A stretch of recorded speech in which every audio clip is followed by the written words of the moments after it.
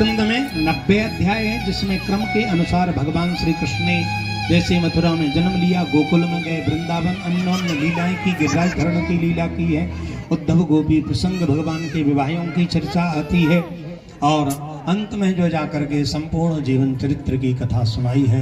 इस प्रकार से जो दसम स्कंद होता है, एकादश स्कंद में यदुकुल को श्राप की कथा, इसमें 31 अध्याय यदुकुल को या श्राप की कथा आती है, और इसके बाद नव योगेश्वर संवाद आता है, 24 गुरुओं की कथा आती है, विभूतियों का वर्णन आता है, और भगवान का परम धाम जाने तक की कथा इसमें आती है।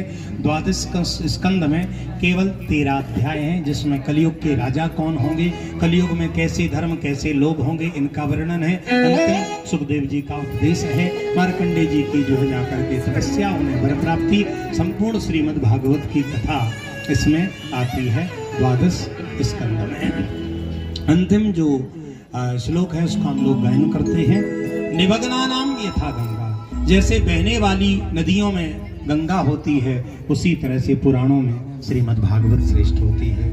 वैष्णवानाम यथा शंभु, जैसे वैष्णवों में शंकर श्रेष्ठ हैं, उसी तरह से पुराणों में श्रीमद् भागवत श्रेष्ठ है। क्षेत्राणाम चैव सर्वेषां यथा काशी हनुत्तमा, जैसे सभी तीर्थों में काशी श्रेष्ठ है, उसी तरह से पुराणों में श्रीमद् भागवत श्रेष्ठ है।